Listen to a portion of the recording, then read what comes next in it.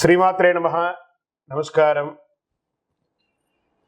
క్రోధినామ సంవత్సర ఉగాది శుభాకాంక్షలు ప్రతి ఒక్కరికి కూడా. మనం ఉగాది గురించి కూడా గత కొన్ని ఎపిసోడ్లో తెలుసుకున్నాం.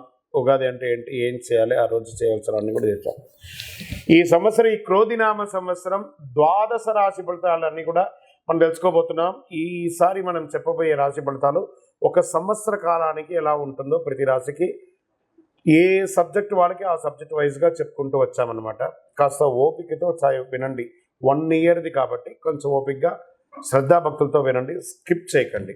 చెప్తున్నటువంటి ఈ యొక్క అద్భుతమైనటువంటి 1 ఇయర్ ప్రిడిక్షన్లో మా ఛానల్ చూస్తున్న ప్రతి ప్రేక్షక మిత్రులకి పేరు పేరున మీరందరూ కూడా ఆయురారోగ్య ఐశ్వర్యాలతో ఉండాలని భగవంతుని ప్రార్థిస్తున్నాం. ఇప్పటివరకు చాలామంది మన ఛానల్ చూస్తున్నారు, సబ్స్క్రైబర్స్ తక్కువ ఉన్నారు. సబ్స్క్రైబర్స్ తక్కువ ఉన్నారు. కాస్త పక్కన చూస్తూ ఉండగా మీ చేతితో ఆ సబ్స్క్రైబ్ బటన్ కొట్టండి. ఆ పక్కన ఉన్న గంట బటన్ కూడా కొట్టేసేయండి. అన్నీ మా ప్రోగ్రాంలో అన్నీ మీకు వచ్చేస్తాయి. మీకు ఈ యొక్క రాశి ఫలితం నచ్చింది కదా, మరి నచ్చినప్పుడు మనం ఏం చేయాలి? సోషల్గా ఇంకొక 10 మందికి వేయడం. దీన్ని అలాగే ఇన్స్టాలో కానీ, ఫేస్బుక్లో కానీ, వాట్సాప్లో కానీ షేర్ చేయండి. రైట్. మరి జాతకం ఎందుకు ఈ జాతకం తెలుసుకోవాలి? గోచార గ్రహస్థితులు అన్నింటిలో దృష్టిలో పెట్టుకొని, అన్ని వర్గాల వారిని దృష్టిలో పెట్టుకొని మేము జాతకం చెప్పడం జరుగుతుంది. జాతకం పడుతున్న వర్షానికి గొడుగే కానీ జాతకం జీవితం కాదు. నేను ప్రతి నెల కూడా చెప్తుంటాను, ఇప్పుడు యొక్క సంవత్సర జాతకం కూడా చెప్తున్నాను. జాతకం ఎంత నమ్మాలో అంత నమ్మండి. మీ యొక్క వ్యక్తిగతమైనటువంటి జీవితంలో మీరు చేస్తున్న వృత్తిని గట్టిగా నమ్మండి. మీ యొక్క కులదైవాన్ని నమ్మండి. తప్పకుండా మీరు బాగా ఉంటారు. ఓకే, ఎవరెవరు తెలుసుకోవాలి? 21 సంవత్సరాల లోపు ఉన్న విద్యార్థులు, అది స్త్రీ పురుషులు ఎవరైనా జాతకం అడగకండి, చెప్పము. తర్వాత 60 సంవత్సరాల పైచిలకు వాళ్ళు అసలే అడగకండి. ఎందుకంటే మీరు గొప్ప వాళ్ళు, 60 వసంతాలు చూసుంటారు, మీకు అన్నీ తెలుసు కాబట్టి మీరు కూడా జాతకం తెలుసుకోవడం అవసరం లేదు. సాక్షాత్ మీరందరూ దైవ సమానులే.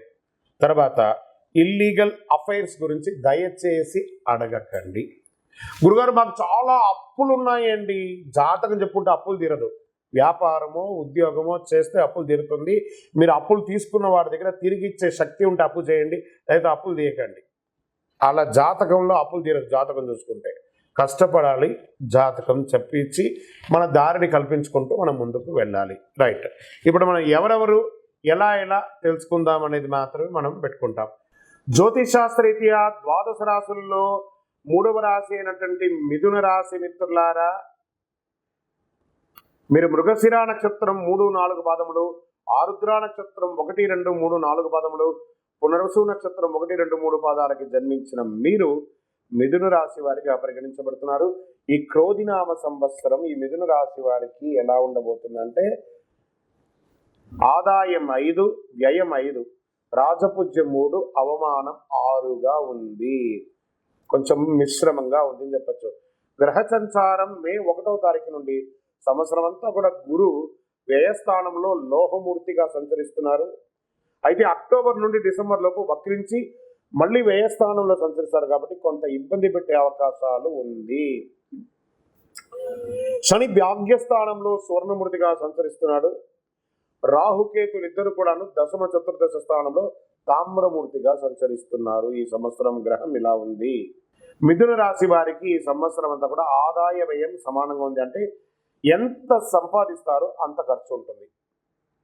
ఈ సంవత్సరం శుభాశుభ ఫలితాలు మిశ్రమంగా ఉన్నాయి.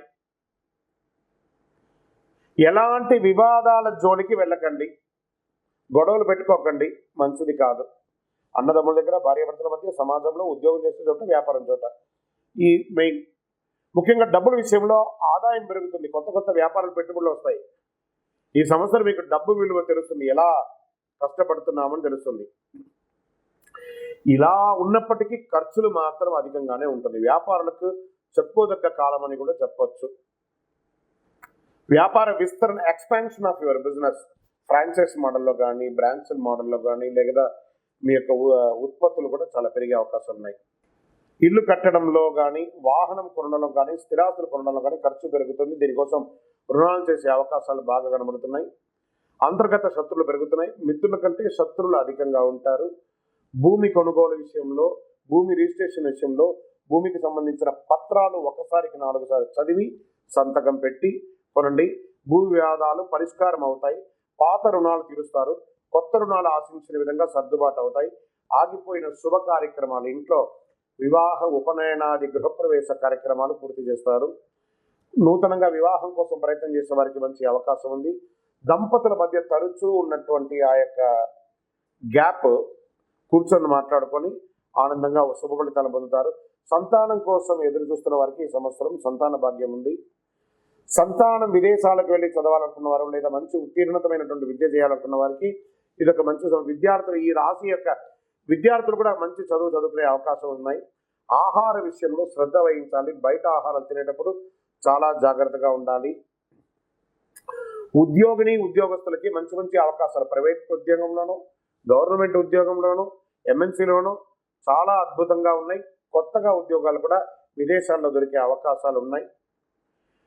ప్రభుత్వ ఉద్యోగస్తులకైతే పదవి యోగం, ఉపాధ్యాయులకి స్థాన చలనం, విద్యార్థులైతే మంచి ర్యాంకులు కొడతారు.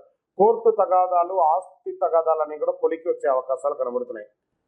విదేశాలకు సంబంధించి గ్రీన్ కార్డు, సిటిజన్షిప్ కోసం ట్రై చేసే వాళ్ళకి this the right time. Cinema, TV, media రంగం వారికి చాలా అనుకూలంగా ఉంది. ఈ సంవత్సరం కళాకారులకు చాలా మంచి అవకాశాలు ఉన్నాయని చెప్పొచ్చు. వ్యవసాయ రంగం వారికి చాలా అనుకూలంగా ఉంది. విశేషమైన లాభం గోచరిస్తుంది. మెడికల్ రంగాల వారికి కూడా చాలా అనుకూలంగా ఉంది. వేడుకలు, శుభ కార్యక్రమాల్లో పాల్గొంటారు. వస్తు లాభం, వస్త్ర లాభం ఉన్నాయి.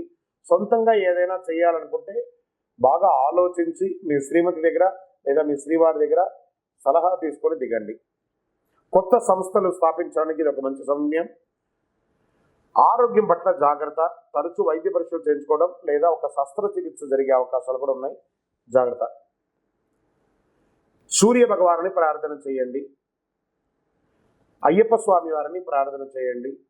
ఇంకనూ సకల దోషాలు తొలగి ఆనందంగా ఉండడానికి మీరు మీ వయస్సు ఎంత ఉందో అన్ని దీపాలను దేవాలయంలో వెలిగించండి. Lucky number 9. బుధవారం మీకు చాలా కలిసి వస్తుంది. బ్లూ రంగు మీకు చాలా కలిసి వస్తుంది. మీ యొక్క వ్యక్తిగత జాతకాలను తెలుసుకోవాలనుకుంటే మీ పరిసర ప్రాంతాల్లో ఉన్నటువంటి సద్గురువులను సంప్రదించి జాతకం తెలుసుకోండి. లేదా మా ద్వారా తెలుసుకోవాలనుకుంటే మా టీవీలో కనబడుతున్న డిస్ప్లే నంబర్కి మీ పేరు, date of birth, time of birth, place of birth WhatsApp చేయండి. ఈ ద్వాదశ రాశి ఫలితాలన్నింటినీ చూస్తున్నటువంటి ప్రేక్షక మిత్రులారా, మీరందరూ కూడాను ఆయురారోగ్య, ఐశ్వర్య, భోగభాగ్యాలతో ఉండాలని అఖిలాండ కోటి బ్రహ్మాండ నాయకుడు శ్రీ ధర్మశాస్త్ర అయ్యప్ప స్వామి వారిని ప్రార్థిస్తున్నాము. మీరు తిరుపతికి వచ్చినప్పుడు మన అయ్యప్ప స్వామి వారి 18 అవతారముల దేవాలయం, అయ్యప్ప స్వామి వారి 18 అవతారాల దేవాలయాన్ని దర్శించుకోగలరు.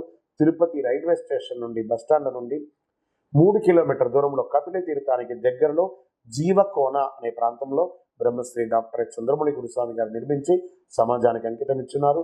ఈ దేవాలయంలో అడుగు పెట్టాలంటే రాత రాసి ఉంటేనే అడుగు పెట్టగలరు. అంత అద్భుతమైనటువంటి దేవాలయం. రండి, దర్శించుకోండి, అనుగ్రహం పొందండి. విజయోస్తు. వందే మాతరం, వందే మాతరం, వందే మాతరం. చంద్రమౌళి వెంకటేష్ శర్మ గురుస్వామి. శరణమయ్యప్ప.